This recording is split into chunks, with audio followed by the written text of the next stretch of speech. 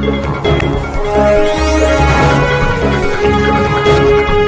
Video में आपका हार्दिक स्वागत है। आज सभी पेंशनर्स केंद्रीय राज्य कर्मचारियों की महंगाई भत्ता सहित किस्त के आदेश को लेकर बड़ी खबर आई है, तो बने रहे वीडियो के लास्ट तक और जानिए इस महत्वपूर्ण खबर को। इसी के साथ आपको वीडियो में कुछ और भी कर्मचारियों और पेंशनर से जुड़ी महत्वपूर्ण खबरें देखने को मिलेगी, जिनको आप एक एक करके जान पाएंगे। तो आज की न्यूज को और बढ़ते हैं। इससे पहले अगर आपने अभी तक भी इस वीडियो पे एक लाइक नहीं किया तो एक लाइक कर दीजिए, क्योंकि आपका एक लाइक ही हमारी मेहनत का फल होता है। वही चैनल को भी फ्री में सब्सक्राइब नहीं किया, सब्सक्राइब कर लीजिए, ताकि आगे भी आपको कर्मचारी पेंशनर से जुड़ी हर एक अपडेट फ्री में देखने को मिलती रहे। खबर ईमानदार टैक्स पेयर को पीएम मोदी का गिफ्ट, 3 बड़े बदलावों का क्या ऐलान। जी हां, आपको बता दें कि ईमानदार करदाताओं की कई मौकों पर तारीफ कर चुके प्रधानमंत्री नरेंद्र मोदी ने उन्हें एक खास सौगात दी है। प्रधानमंत्री नरेंद्र मोदी ने देश के ईमानदार करदाताओं के लिए नया प्लेटफॉर्म पारदर्शी कराधान ईमानदार का सम्मान। इसमें फेसलेस असेसमेंट अपील और टैक्स पेयर चार्टर जैसे बड़े रिफॉर्म है। फेसलेस असेसमेंट और टैक्स पेयर चार्टर आज से ही लागू हो गया है। फेसलेस अपील 25 सितंबर यानी दीनदयाल उपाध्याय जन्म दिवस से देश भर में लागू हो जाएगी। पीएम मोदी ने कहा कि देश में चल रहा संगठनात्मक बदलाव का सिलसिला आज एक नए पड़ाव पर पहुंच चुका है। पीएम मोदी बोले, शॉर्टकट से बचना चाहिए। पीएम मोदी ने कहा कि गलत तौर तरीके सही नहीं है, छोटे रास्ते नहीं अपनाना चाहिए, हर किसी को कर्तव्य भाव को आगे रखते हुए काम करना चाहिए। पीएम ने कहा कि पॉलिसी स्पष्ट होना, ईमानदारी पर भरोसा, सरकारी सिस्टम में टेक्नोलॉजी का प्रयोग, सरकारी मशीनरी का सही उपयोग करना और सम्मान करना। पहले रिफॉर्म की बात होती थी, कुछ फैसले मजबूरी दबाव में लिए जाते थे, जिससे परिणाम नहीं मिलता था। उन्होंने कहा कि आज देश में रिफॉर्म लगातार किया जा रहा है। ईज ऑफ डूइंग बिजनेस की रैंकिंग में देश आगे बढ़ रहा है। कोरोना संकट में भी देश में रिकॉर्ड एफडीआई का आना इसी का उदाहरण है। पीएम ने कहा, देश के साथ छल करने वाले कुछ लोगों की पहचान के लिए बहुत लोगों को परेशानी से गुजरना पड़ा। ऐसे में सांठगांठ की व्यवस्था बन गई है। इसी चक्कर के कारण ब्लैक व्हाइट का उद्योग बढ़ा है।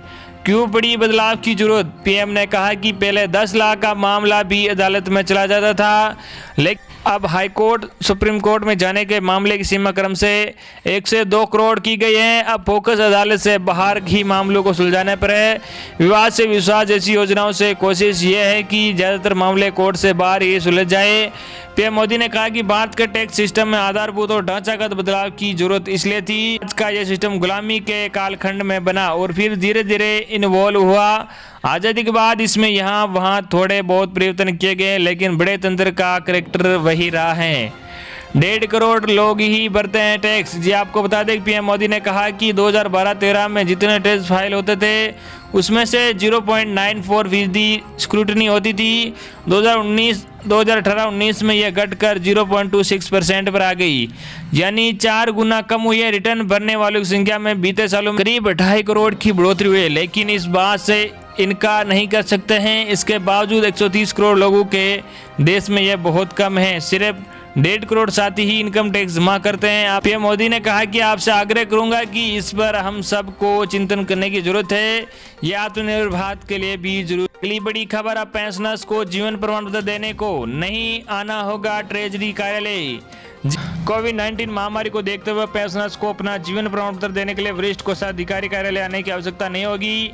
ये जानकारी देते हुए वरिष्ठ कोषाधिकारी रईस अहमद ने बताया कि वेबसाइट का चयन करते हुए पेंशनर्स अपना जीवन प्रमाण पत्र जनरेट कर कोषागार से प्राप्त पेंशनर परिचय पत्र, आधार कार्ड व पैन कार्ड की छाया प्रति अटैच करते हुए ईमेल करें। साथ ही आधार कार्ड, कोषागार इंडेक्स संख्या, पीपीओ नंबर, पेंशन बैंक खाता नंबर, मोबाइल नंबर आदि का उल्लेख स्पष्ट होना चाहिए। सरकार की इस नई व्यवस्था का लाभ पेंशनर अपने नजदीकी सुविधा केंद्रों, साइबर कैफे इत्यादि केंद्रों पर जाकर या जिनके पास डिवाइस मौजूद है डिजिटल लाइफ सर्टिफिकेट जनरेट करने वालों के यहाँ अपना जीवन प्रमाण पत्र जनरेट करा सकते हैं। इस प्रक्रिया में पेंशनर्स को न तो हार्ड कॉपी भरकर कोषागार में देने की आवश्यकता है और न ही उन्हें कोषागार में आने की आवश्यकता है। अगली बड़ी खबर, सरकारी कर्मचारियों के लिए बड़ी खबर, केंद्र सरकार ने बदल दिया सैलरी से जुड़े अहम नियम। जी हां, आपको बता दें कार्मिक लोक शिकायत एवं पेंशन मंत्रालय के कार्मिक और प्रशिक्षण विभाग डीओपीटी ने केंद्र सरकार के कर्मचारियों के लिए वेतन की सुरक्षा को लेकर ऑफिस मेमोरेंडम जारी किया गया है। इसमें कहा गया है कि सातवें वेतन आयोग के मद्देनजर केंद्र सरकार में डायरेक्ट भर्ती के जरिए अलग सेवा या कैडर में नए पद पर नियुक्ति होने के बाद कर्मचारियों को वेतन की सुरक्षा मिलेगी।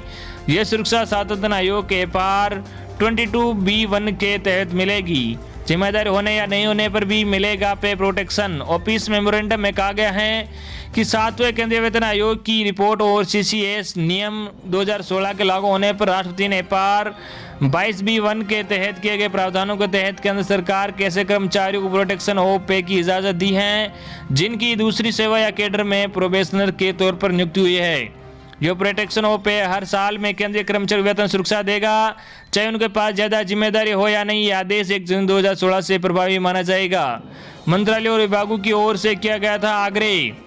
डीओपीटी को ऑफिस मेमोरेंडम में कहा गया है कि एपार 22B1 के तहत प्रोटेक्शन ऑफ पे को लेकर मिनिस्टर और डिपार्टमेंट से मिले कई रेफरेंस के बाद इसकी जरूरत महसूस की गई है। केंद्र सरकार के ऐसे कर्मचारी जो तकनीकी तौर पर इस्तीफा देने के बाद केंद्र सरकार के अलग सेवा या कैडर में नए पद पर डायरेक्ट रिक्रूटमेंट से नियुक्त हुए हैं, उन्हें सातवें वेतन आयोग के तहत वेतन निर्धारित करने के लिए दिशा निर्देश जारी किए गए हैं।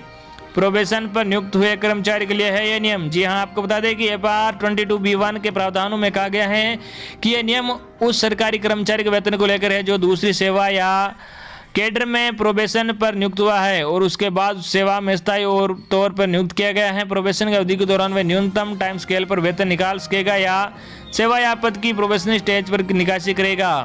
प्रोबेशन की अवधि के खत्म होने के बाद सरकारी कर्मचारी वेतन सेवा के टाइम स्केल में या पद में तय किया जाएगा। इसे नियम 22 या नियम 22C को देखते हुए किया जाएगा। अगली बड़ी खबर, वेतन वृद्धि रोके जाने के आदेश में रहते वापस ले। जी हाँ, कर्मचारी संगठन ने नियमित वेतन वृद्धि रोके जाने का आदेश को समय रहते वापस ले जाने के अलावा अन्य मांगों का ज्ञापन सौंपा है। बड़ी संख्या में कर्मचारी अधिकारियों ने मांगों का जल्द निराकरण किए जाने की गुहार लगाई। विभिन्न कर्मचारी संगठन से जुड़े महेंद्र पांड्या, कृष्ण साहू, संत कुमार मस्कुलय आदि ने बताया कि प्रदेश सरकार अधिकारी कर्मचारी के साथ अन्याय कर रही है। जुलाई से मिलने वाली वेतन वृद्धि को लेकर सरकार ने गलत आदेश दिए हैं। महंगाई भत्ता भी कम दिया जा रहा है, इससे अधिकारी कर्मचारियों में आक्रोश फैला रहा है। ज्ञापन में नियमित वेतन वृद्धि रोके जाने का आदेश वापस लेने, स्थगित किए गए 5% महंगाई भत्ते को लागू करने, 7वें वेतनमान की अंतिम किस्त का भुगतान करने, पदोन्नति शुरू किए जाने का आदेश देने की मांग की गई है। ज्ञापन में चेतावनी दी गई है कि मांग पूरी नहीं हुई तो कर्मचारी संगठन 24 अगस्त से प्रदेश व्यापी आंदोलन के लिए बाध्य होंगे। अगली बड़ी खबर, महंगाई भत्ते की किस्त देने का आदेश मिले, अधिकारी कर्मचारी संयुक्त महासंघ ने सौंपा ज्ञापन। जी हां, विभिन्न संवर्गों के लाखों कर्मचारी लंबित प्रमुख मांगों को लेकर अधिकारी कर्मचारी संयुक्त महासंघ ने गुरुवार को मुख्यमंत्री शिवराज सिंह के नाम एसडीएम को एक ज्ञापन सौंपा। इस ज्ञापन के माध्यम से संयुक्त महासंघ ने मांग की है कि कर्मचारियों को नियमित वेतन वृद्धि रोके जाने का जो आदेश दिया गया है वो तत्काल जारी किया जाए। महंगाई भत्ते की जो भी किस्त अब तक रुकी है उनको देने का आदेश जारी हो। सातवें वेतन आयोग की शेष रही किस्त कर्मचारी खाते में जमा की जाए। सभी संवर्गों के लाखों कर्मचारी पदोन्नति प्रक्रिया रुकी हुई है। इससे सैकड़ों कर्मचारी बिना पदोन्नति रिटायर हो रहे हैं। इसलिए सभी संवर्गों के कर्मचारी साथियों की पदोन्नति प्रक्रिया शुरू की जाए या कोई ठोस विकल्प हो। जिन कर्मचारियों शिक्षकों का 30 साल सेवा हो गई है उनका एरियर दिया जाए। इस अवसर पर वरिष्ठ कर्मचारी नेता राम बाबू कटियार आदि उपस्थित थे। उन्होंने कहा कि हमारी मांगों पर उचित कार्रवाई नहीं की गई तो कर्मचारी धरना प्रदर्शन करने को बाध्य होंगे। तो ये थी आपके लिए आज की बड़ी और बेहद ही महत्वपूर्ण बड़ी खबरें। आई होप कि आपको आज की हमारी जानकारियां पसंद आई होगी। धन्यवाद।